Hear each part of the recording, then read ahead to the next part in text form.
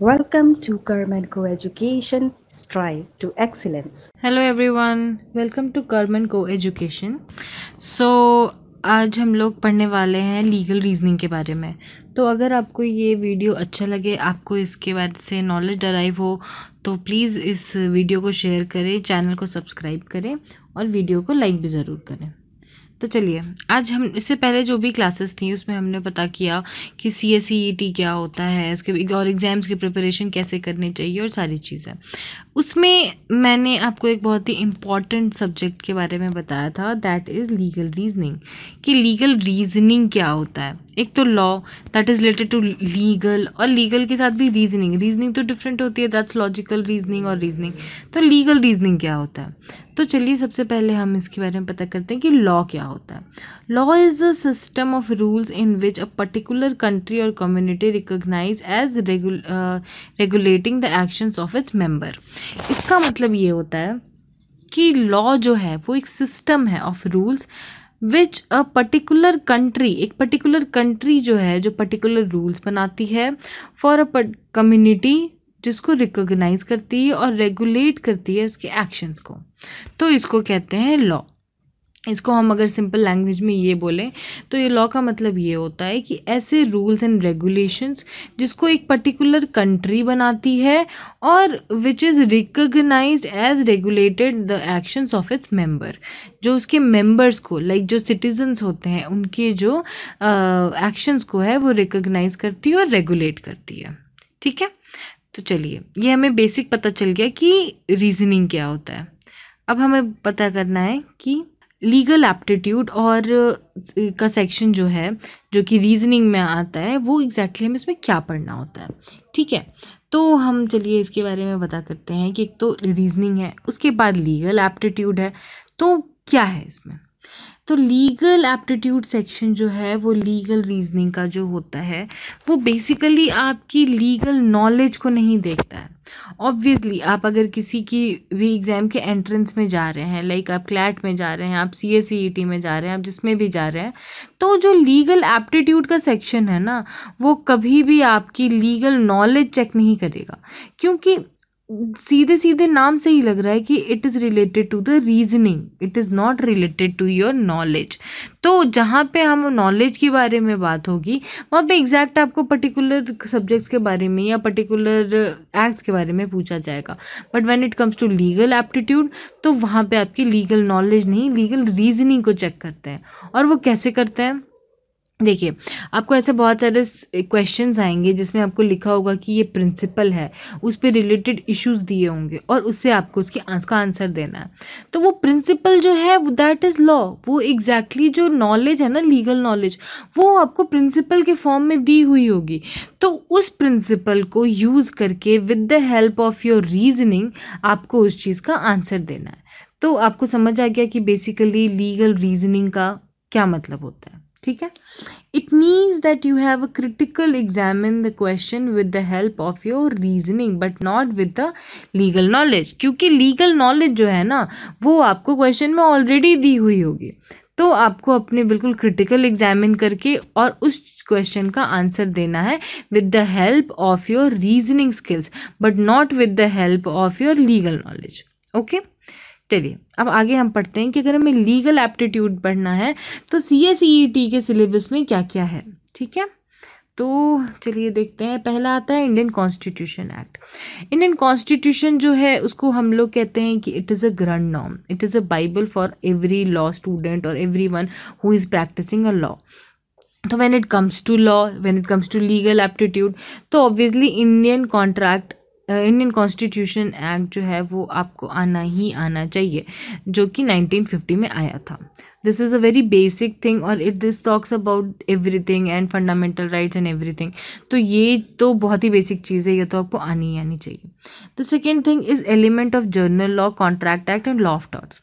देखिए contract act भी जो है ये हमें लगता है कि this is like so easy and ये, बट ये बहुत इंपॉर्टेंट है, क्योंकि कॉन्ट्रैक्ट जब आप पढ़ेंगे तो आपको पता चलेगा कि हम ऑन डेली बेसिस कॉन्ट्रैक्ट्स बनाते हैं। तो कॉन्ट्रैक्ट लॉ एक बहुत ही जनरल लॉ है जो कि सबको बनाना आना चाहिए, और जिससे रिलेटेड बहुत सारी चीज़ें होती हैं जो हम बहुत डे टू डे बेसिस पे प्रैक्टिस करते हैं। तो कॉन्ट्रैक्ट एक्ट भी बहुत इंपॉर्टेंट है। At the same time law of torts इसीलिए इंपॉर्टेंट है क्योंकि इसके लिए कोई पर्टिकुलर एक्ट नहीं है, ऐसा कोई एक्ट नहीं बनाया गया है इंडिया में, बट ये बहुत सारे प्रैक्टिस की वजह से, बहुत सारे केस लॉज की वजह से, बहुत सारे सिचुएशंस की वजह से हमें इसको पढ़ना पड़ता है। तो इसीलिए लॉ ऑफ टॉर्ट्स भी इम्पॉर्टेंट है बहुत ज़्यादा। अब हम थर्ड इसमें पढ़ते हैं एलिमेंट्स ऑफ कंपनी लॉ। जब आप CSEET की बात करते हैं तो आप कंपनी सेक्रेटरी कोर्स की बात करते हैं, एंड आपको नाम से ही लग रहा है कि क्या चीज़ ज़्यादा इंपॉर्टेंट होनी चाहिए इसमें। तो अगर आप कंपनी सेक्रेटरी बनने जा रहे हैं तो आपका कंपनी लॉ बहुत अच्छा होना चाहिए, आपको कंपनी लॉ का XYZ सारा कुछ आना चाहिए। तो इसलिए एलिमेंट्स ऑफ कंपनी लॉ पढ़ना इसमें बहुत इंपॉर्टेंट है, क्योंकि it deals with the company only.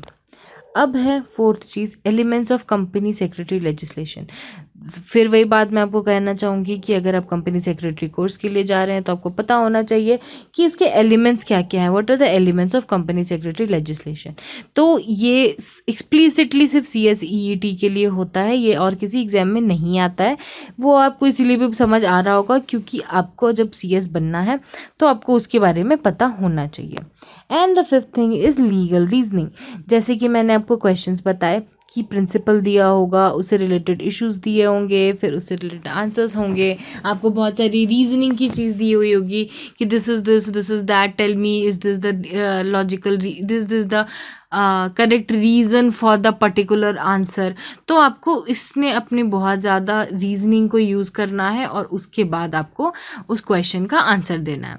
तो ये 5 चीज़ जो है वो आपको लीगल एप्टीट्यूड आपका कवर कर लेगा पूरा का पूरा when it comes to CSEET. I'm only talking about CSEET right now. I'm not talking about every entrance exam for law. लेकिन इसके बाद फिर हम उसके बारे में भी बात करेंगे। तो चलिए, अब हमने CSEET का पता कर लिया, अब हमें पता करना है कि जब when it comes to CLAT तो उसमें क्या क्या सब्जेक्ट्स आते हैं। The first thing is Indian constitution. ये तो मैंने आपको बोला कि this is a grand norm, this is Bible for every law student, law practitioner, everyone. तो कॉन्स्टिट्यूशन तो आपको आना ही आना है, कॉन्स्टिट्यूशन तो पूछेंगे ही पूछेंगे। The second thing is contract and law of torts.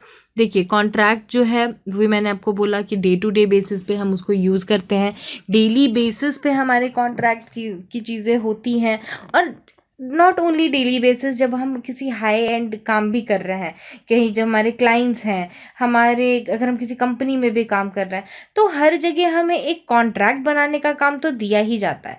क्योंकि कभी भी दो ऑर्गेनाइजेशंस कोई भी कहीं भी कुछ भी काम कर रहा है तो वो अपने रूल्स एंड रेगुलेशंस बनाता है, वो ये बनाता है कि अगर हमें ऐसा होगा तो हम ये करेंगे, वैसा होगा तो वो करेंगे। तो वो सारे कंडीशंस जो है वो कॉन्ट्रैक्ट के अंडर आते हैं। तो कॉन्ट्रैक्ट एक्ट इसीलिए बहुत इंपॉर्टेंट है।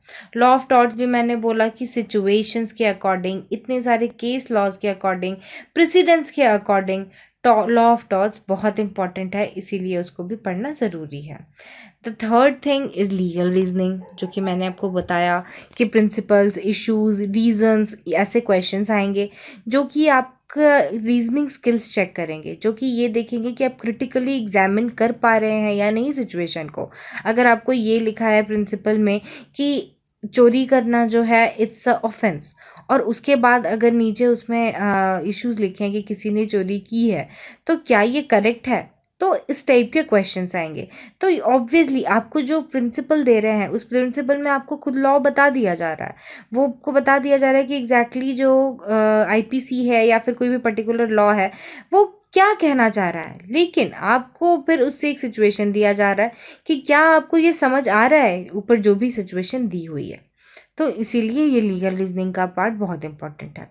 फोर्थ चीज़ है करंट जजमेंट्स। करंट जजमेंट्स इसीलिए पूछते हैं क्योंकि अभी के टाइम पे अगर आप लॉयर हैं तो आपको, या फिर आप लॉयर बनना चाहते हैं, या फिर आप किसी भी टाइप का लॉ प्रैक्टिस करना चाहते हैं, तो आपको ये पता होना चाहिए कि आसपास हमारे क्या चल रहा है, क्या नई जजमेंट्स आ रही हैं, कोर्ट्स क्या कह रहे हैं, किस चीज़ के बारे में क्या नई नई चीज़ें मतलब चेंजेस आ रहे हैं। तो करंट जजमेंट्स जो हैं वो आपकी होनी चाहिए, वो आपको आनी चाहिए। तो ये बहुत इंपॉर्टेंट है। And the fifth thing is comprehensive based question. Comprehensive based question जो है ये काफ़ी नया आया है क्लैट में, बट इसे डरने की कोई ज़रूरत नहीं है, क्योंकि ऐसा कुछ नहीं है कि कुछ बिल्कुल ही आउट ऑफ द सिलेबस आ गया या फिर ऐसा कुछ हो गया है। ऊपर जितनी भी चीज़ें मैंने बोली आपको, जितने भी सब्जेक्ट्स बताए, जो भी चीज़ें बताई, ये उसी का एक मिक्स्ड फॉर्म है। कॉम्प्रिहेंसिव बेस्ड क्वेश्चंस में आपको बहुत सारी चीज़ें होंगी, जैसे कि कॉन्स्टिट्यूशन से रिलेटेड कुछ पैराग्राफ्स दे दिए जाएंगे, कॉन्टैक्ट से रिलेटेड कुछ पैराग्राफ्स दे दिए जाएंगे, और ये सारे से बेस करके फिर एक क्वेश्चन पूछा जाएगा आपको।